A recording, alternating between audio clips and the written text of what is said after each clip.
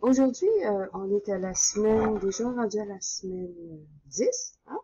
On va commencer, dans notre cours de neurodiagnostic avancé, on va commencer à étudier les tests utilisés pour les troubles là, de transmission neuromusculaire. Okay? Donc, on va regarder ici, étude de la transmission neuromusculaire par la technique de stimulation répétitive. Donc, vous avez vu comment effectuer la technique de stimulation répétitive dans votre laboratoire. Donc, on va regarder un petit peu qu'est-ce qui se passe. Alors ici, on a un petit diagramme d'un synapse. Là. Puis, on a vu l'année passée, hein, dans notre cours, qu'on a l'impulsion qui arrive ici par le nerf, puis ça va déclencher le relâchement de calcium qui va affecter le relâchement des neurotransmetteurs ici dans la fente synaptique. Puis, sur l'autre côté de la fente synaptique, ben, il y a des récepteurs. Quand il y a des problèmes de transmission neuromusculaire, on peut avoir des problèmes qui sont soit présynaptiques, donc au niveau du relâchement de l'acétylcholine, ou on peut avoir des problèmes au niveau des réceptions, le récepteur donc de la réception des neurotransmetteurs, là, de l'acétylcholine, qui va, elle, après ça, activer hein, la contraction musculaire. On se souvient avec dans les sarcomères, avec nos fibres d'actine, puis de myosine, puis toutes ces petites choses-là. Okay? Donc, dans la jonction neuromusculaire ici, dans un patient en santé, il y a une réserve d'acétylcholine. Maria, quand elle a fait le PowerPoint, elle nous l'a indiqué ici, là. Il y a des molécules d'acétylcholine qui sont comme emmagasinées dans les vésicules, dans la partie présynaptique, hein, dans les terminaisons présynaptiques, donc avant la fente synaptique. Puis ces unités-là, on les appelle des quanta. OK? Puis, each quantum, donc comme un réservoir, là, contient environ 10 000 molécules d'acétylcholine. Il y en a pas mal dans un réservoir. Hein? Puis il y en a beaucoup de ces réservoirs-là. Donc, les quanta sont placés là, dans différents endroits, sont storés différemment. On a les primaires, qui sont immédiatement available, qui sont immédiatement disponibles. Eux autres, ils consistent environ 1000 quanta, puis ils sont placés juste en dessous du nerf, de la terminaison nerveuse là, présynaptique. Anyway. Ceux-là sont disponibles aussitôt qu'il y a une impulsion nerveuse, ils sont disponibles puis ils sont relâchés. OK? Donc, toutes ces petites molécules d'acétylcholine sont relâchées. Ensuite, on a une deuxième partie ou deuxième réservoir, gros réservoir d'acétylcholine. OK? Les secondaires. Qui consiste environ, là, il y en a 10 000. OK? Disons qu'il y aurait 10 000 réservoirs, OK, d'acétylcholine. Puis eux autres sont disponibles après. Bon, on a la première impulsion nerveuse qui arrive, ça fait sortir nos premiers, là, les primary molécules d'acétylcholine. Là, il y en a une autre partie qui sont disponibles au cas que le muscle en ait besoin. Puis finalement, on a une troisième réserve qui sont encore disponibles si on en a encore plus de besoin. Comment qu'on peut en avoir plus de besoin? Par exemple, dans un effort soutenu. OK? Vous faites un petit mouvement, puis là, vous avez vos molécules d'acétylcholine qui sortent, le petit mouvement. Vous vous souvenez, là, dans le muscle, là, il y avait tous les relâchements des neurotransmetteurs, etc. Si vous devez faire un mouvement plus difficile, plus soutenu, ben là, ça va prendre plus de molécules parce que l'impulsion, là, il y a plusieurs impulsions qui reviennent, hein? Puis, plus on soutient, plus qu'il y a d'efforts à faire là, dans le muscle, plus qu'on va avoir besoin d'acétylcholine pour que le potentiel d'action, il se reproduise. OK? C'est pas juste un potentiel d'action, boum, c'est fini, puis là, sinon, si c'est juste ça, le muscle, il va faire son petit mouvement, puis pouf, il va tomber. Donc, il faut le muscle qui soutient un effort, il va avoir plusieurs potentiels d'action qui vont se manifester. Donc, si on n'a pas des réserves d'acétylcholine de disponibles qui puissent sortir, ben, il va y avoir de la faiblesse. Ça va se manifester par de la faiblesse. D'accord? On va continuer ici. Donc, nos tests, nous, on va s'occuper des tests, OK? Puis comprendre comment ça fonctionne en fonction des pathologies. Pour ce qui est de la pathologie, vous allez consulter vos notes de neuropatho avec ça. Donc, les tests de stimulation nerveuse répétitive. Certaines affections neuromusculaires responsables de faiblesse échappent aux études de conduction nerveuse régulière. Parce qu'on vient de le voir, quand il y a de la faiblesse, il peut y avoir un manque au niveau des potentiels d'action. Donc, ça peut être un manque aussi d'acétylcholine. Hein? On peut mettre en évidence avec des conductions nerveuses régulières, on envoie un choc, boum, on a une réponse. OK? On n'a pas comme, si on veut, une stimulation soutenue. Hein? Il n'y a pas, c'est au lieu du corps qui envoie juste à faire un petit mouvement, c'est nous qui envoie un choc, ça fait un potentiel, ça fait des potentiels d'action, mais ça va nous donner un potentiel d'action composé, hein, un ciment. On peut mettre en évidence les désordres neuromusculaires en utilisant des tests fonctionnels comme la stimulation nerveuse répétitive, qui reproduisent les facteurs qui déclenchent le trouble ou les troubles là, disons, les faiblesses. OK? Ce sont des tests qui consistent à activer un nerf moteur de façon répétitive. OK? De manière moteur, là, il est activé là, à plus long terme, et à étudier dans quelle mesure les jonctions neuromusculaires parviennent à transmettre les impulsions nerveuses aux muscles. C'est au niveau de la jonction neuromusculaire, quand les neurotransmetteurs sont relâchés, c'est ce qui va faire qu'on va avoir les impulsions nerveuses aux muscles. Encore là, au risque de me répéter, dans un effort soutenu, quand par exemple, vous levez un poids, là, puis vous le tenez, votre biceps, il va travailler. OK? Donc, ça va y prendre plus d'acétylcholine pour être en mesure de soutenir l'effort. Fait que c'est comme s'il y avait plusieurs stimulations. OK? Donc, le but des tests SNR, là, c'est stimulation nerveuse répétitive. Ces tests cherchent à modifier la quantité d'acétylcholine qui est libérée par les terminaisons nerveuses présynaptiques. OK? On vient dans notre, au niveau du synapse, il y a le bouton terminal, la fente synaptique, puis après ça, les récepteurs. Hein? Donc, le but du test de stimulation nerveuse répétitive, ça va modifier la quantité d'acétylcholine qui est libérée. Parce que il y a plusieurs stimulations, donc on a besoin de plus d'acétylcholine que si c'est juste une stimulation unique. De telles modifications induisent un changement de l'amplitude des potentiels de la plaque motrice qui peut, selon le cas, gêner ou faciliter la production de potentiels d'action neuromusculaire. Hein? Donc, ce qui faisait le potentiel d'action, c'est le nombre de fibres musculaires qui sont stimulées. OK? Potentiel d'action musculaire. Right? L'amplitude, puis tout ça, là, c'est le nombre d'unités qui fonctionnent au niveau de la plaque motrice. Okay? Donc, il y a 3 tests de stimulation nerveuse répétitive qui sont utilisés.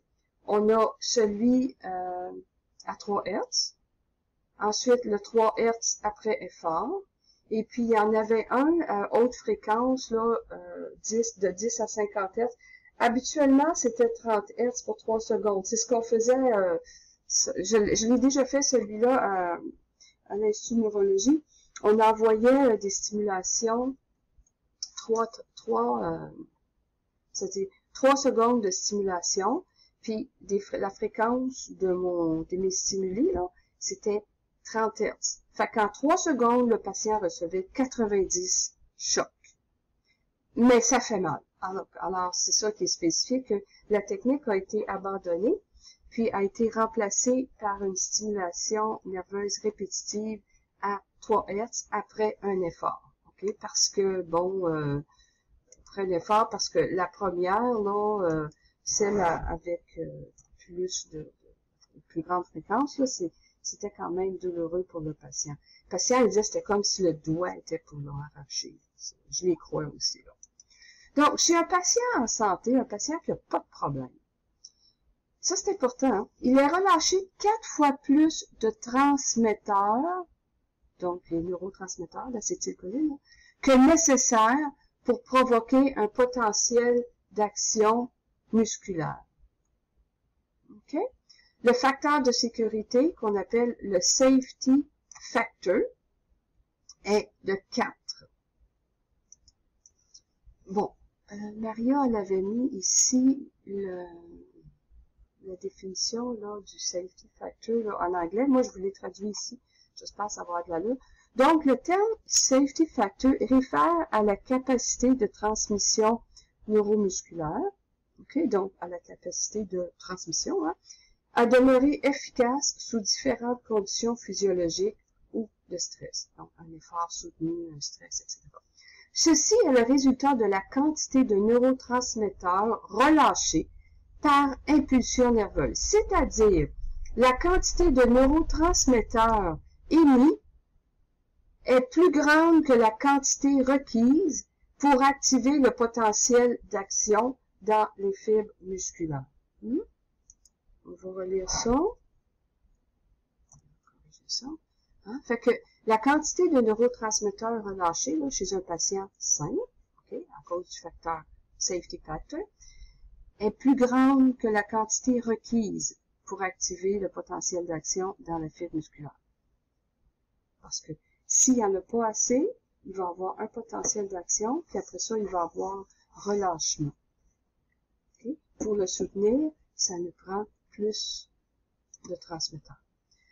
Donc, dans la stimulation 2-3 Hz chez un patient sain, au cours de stimulation répétitive, le potentiel de plaque motrice est suffisant pour atteindre le seuil de déclenchement et donner un potentiel d'action.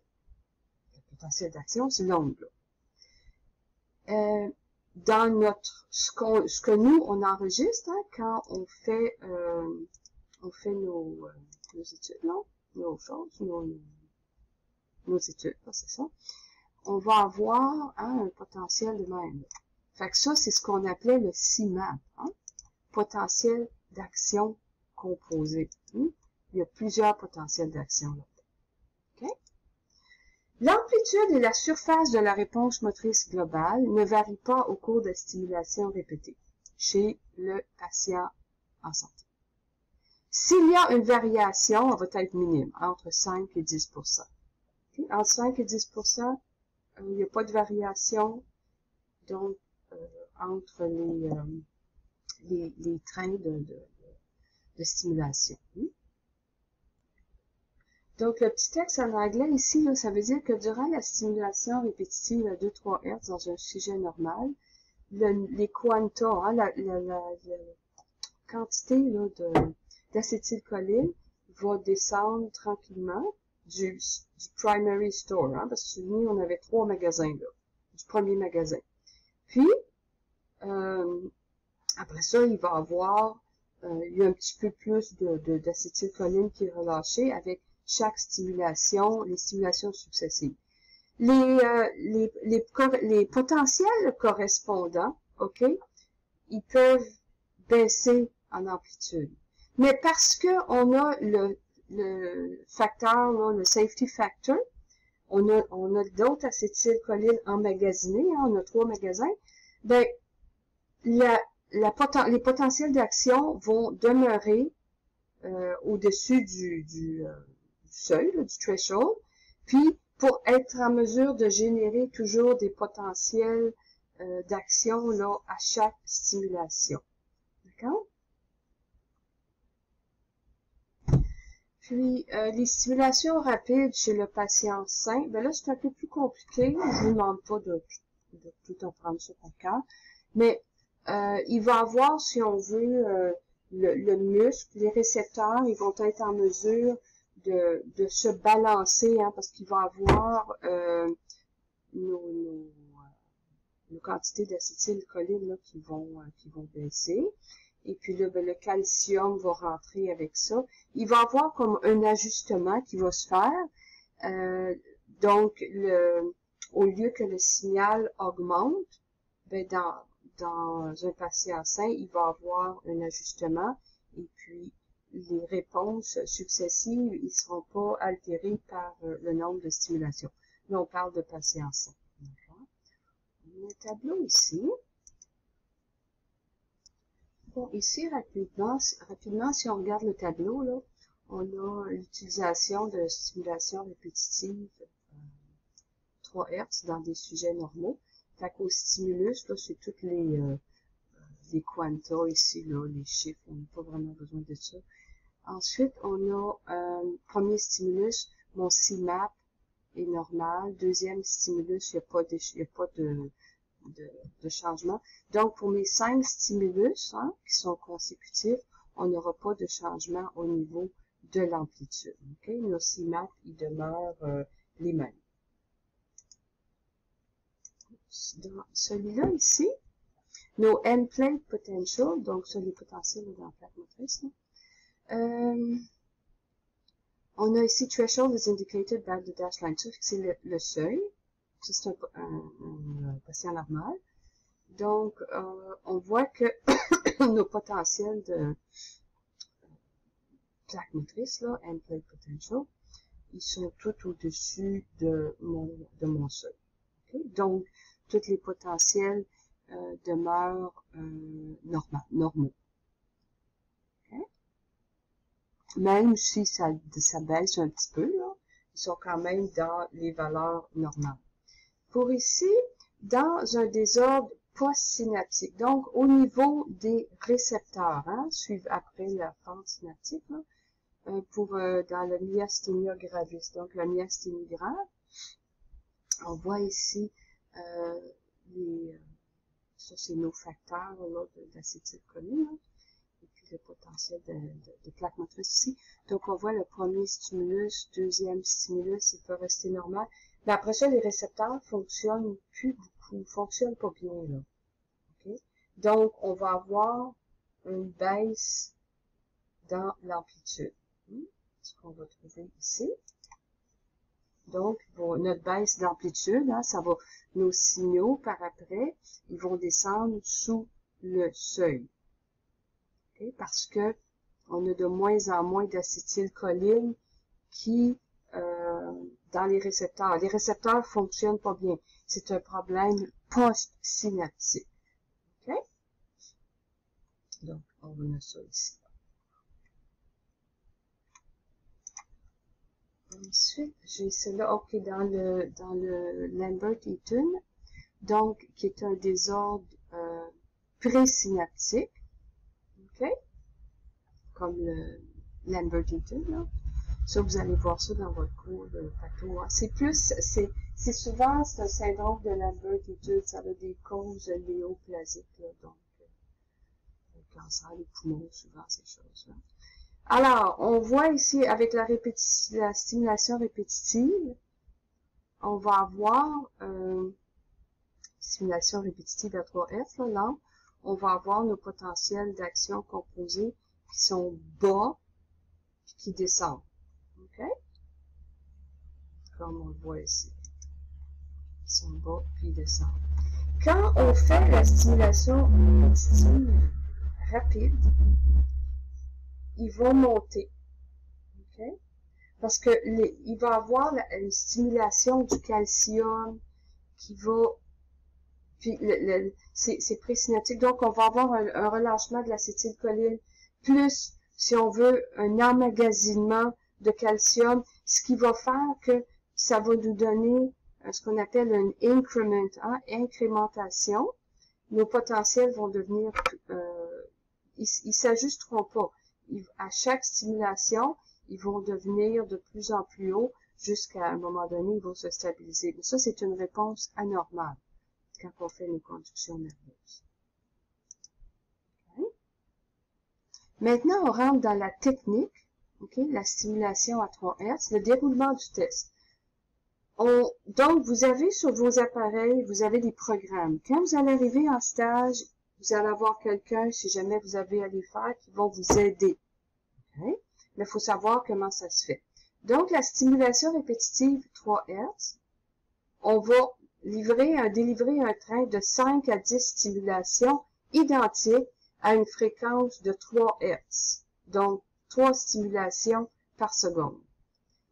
À cette fréquence, l'effet de stimulation est de réduire la libération d'acétylcholine au niveau de la jonction neuromusculaire. Car l'acétylcholine consommée n'est pas reconstituée, hein, à un taux suffisant. Ça veut dire qu'il n'y en a pas assez qui vont se reproduire.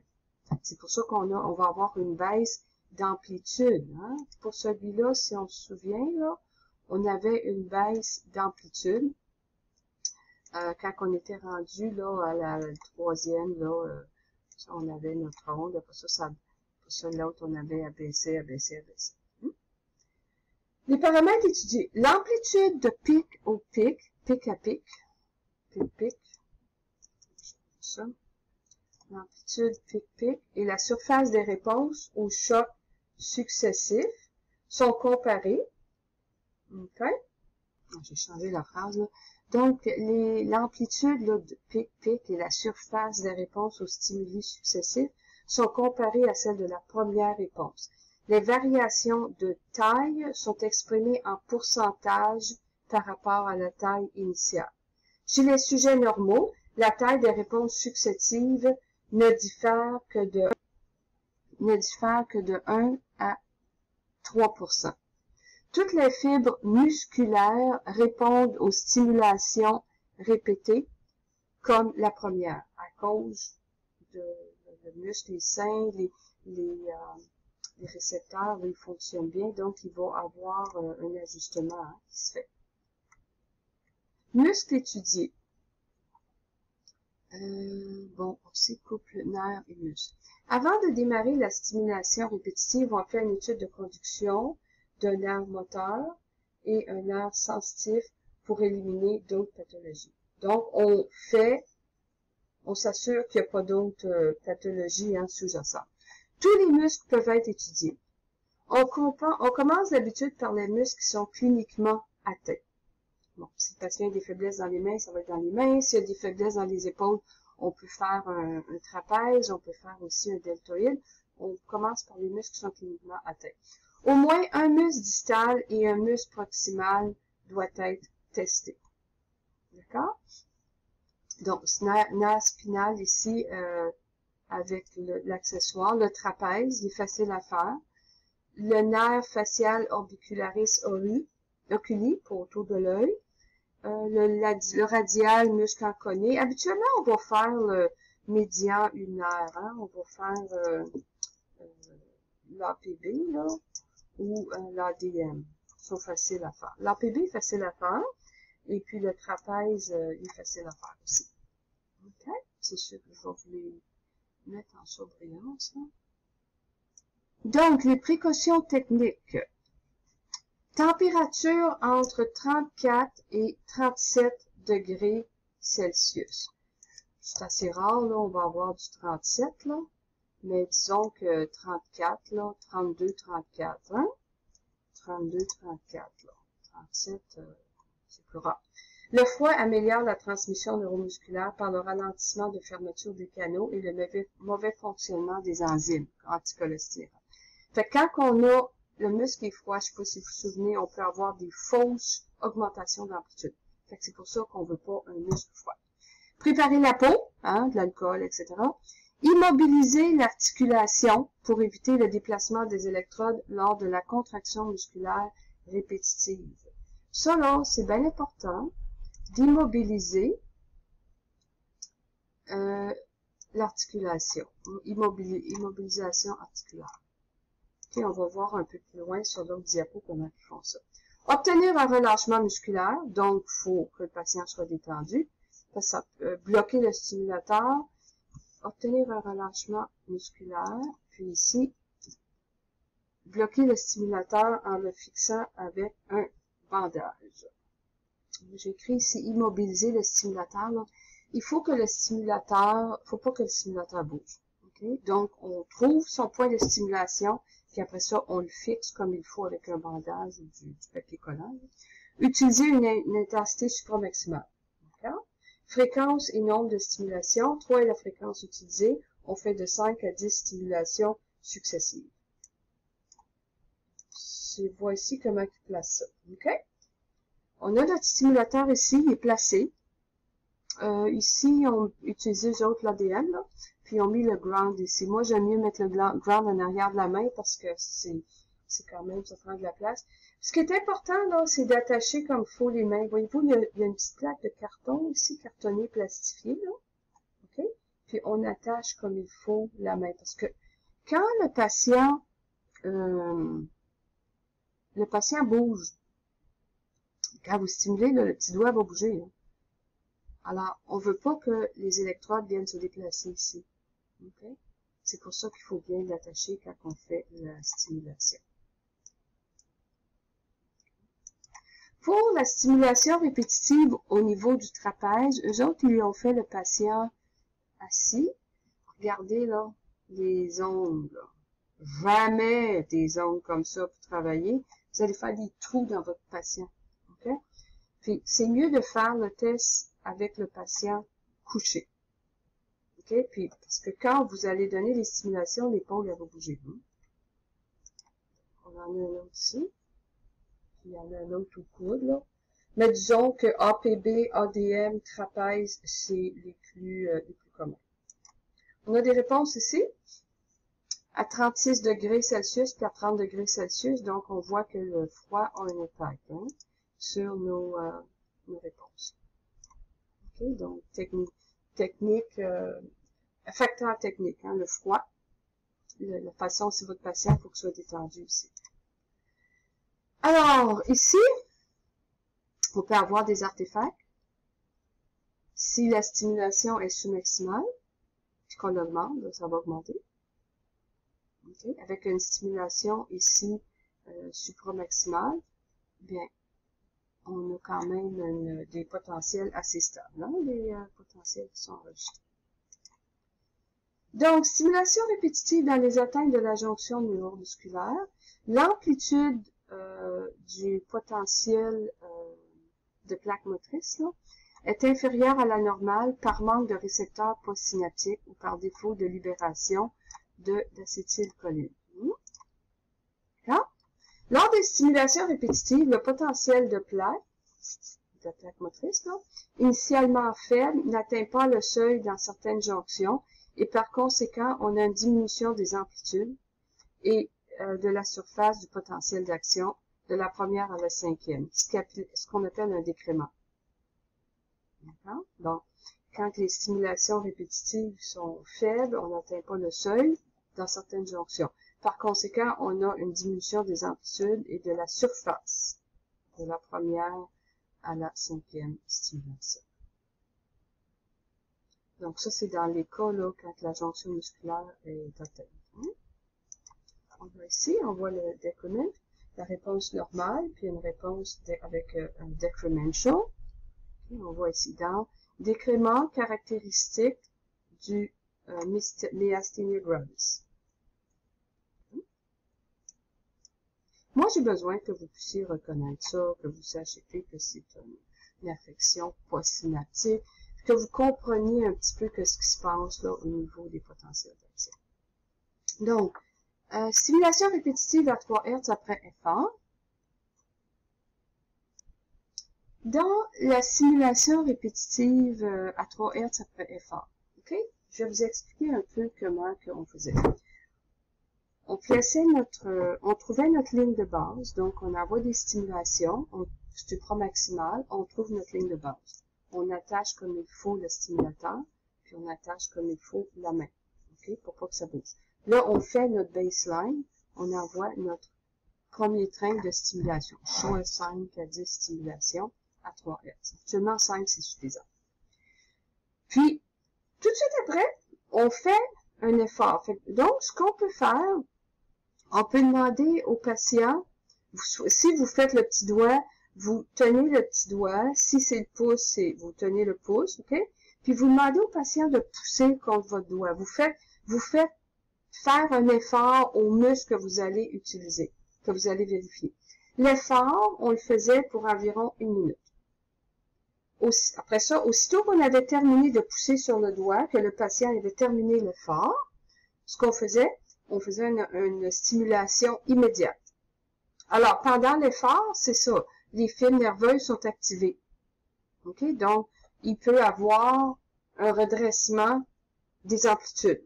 Puis après, on faisait des stimulations aux 30 secondes, puis mettons la première 30 secondes, après ça 1 minute, après ça 1 minute après. Puis là, on voyait, suite à notre effort, puis après ça, à la détente du muscle, on revoyait notre chute d'amplitude des potentiels. OK? Mais les potentiels étaient revenus à la normale aussitôt qu'on faisait l'effort, puis par après, on avait notre decrement. Okay? Donc, c'est une autre façon de faire la stimulation répétitive. Donc, on avait ici baseline, puis après ça, on a après 10 secondes après l'exercice. On voit là, ça baisse. Hein?